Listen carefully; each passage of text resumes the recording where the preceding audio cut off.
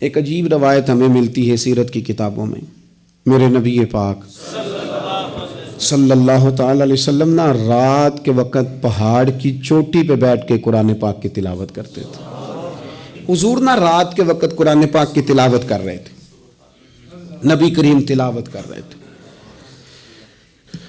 اور جب یاسین والے نبی خود یاسین پڑھے، والضحیٰ والے محبوب جب خود والضحیٰ کی تلاوت کریں، مدثر والے محبوب جب خود مدثر پڑھے، تو انداز ہی نرالا. حضور قرآن پاک کی تلاوت کر رہے تھے تو اس تلاوت کی نا آواز گونجی. کہاں تک پہنچی؟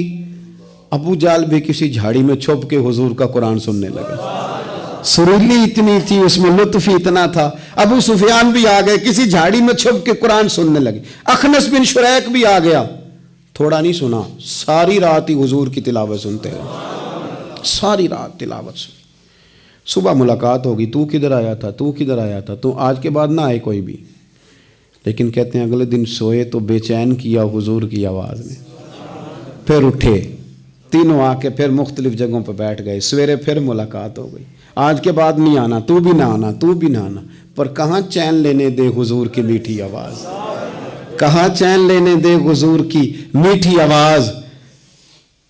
تینوں پھر اٹھ گئے. کئی دن آتے رہے.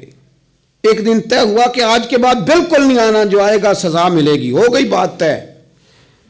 اخنس بن شریک کہتے ہیں میں سویرے ابو جہل کے گھر گیا. میں نے کہا سن، ایک دن نہیں کئی راتیں تو نے بھی سنا، میں نے بھی سنا. دل پہ ہاتھ رکھ کے بتا، وہ جو پڑھتے ہیں وہ حق سچ ہے کہ نہیں؟ کھری بات کر. سنا تو نے بھی، سنا میں نے بھی، ساری رات سنا. بتا بات سچی ہے کہ نہیں؟ تو ابو جہل کہنے لگا ایک ایک حرف سچا ہے، ایک ایک بات سچی ہے. تو مانتا کیوں نہیں؟ پھر تو مانتا کیوں نہیں؟ تو جو ابو جہل نے جواب دیا، خدا را اس پہ غور کرنا، میری منت سمجھ کر اس بات پہ غور کرنا. او پھر تو مانتا کیوں نہیں؟ تو ابو جہل کہنے لگا ہمارے قبیلے کا اور بنو ہاشم کا، حضور سید عالم کے قبیلے کا شروع سے مقابلہ رہا ہے. انہوں نے اگر لوگوں کو کھانے کھلائے تو ہم نے بھی کھلائے، انہوں نے غریبوں کا بوجھ اٹھایا تو ہم نے بھی اٹھایا، انہوں نے اگر گھوڑا دوڑایا تو ہم نے بھی دوڑایا. پھر انہوں نے دعویٰ کر دیا کہ ہمارے اندر ایک نبی آ گیا ہے. اب ہم کیسے مان جائیں اس قبیلے میں نبی آ گیا؟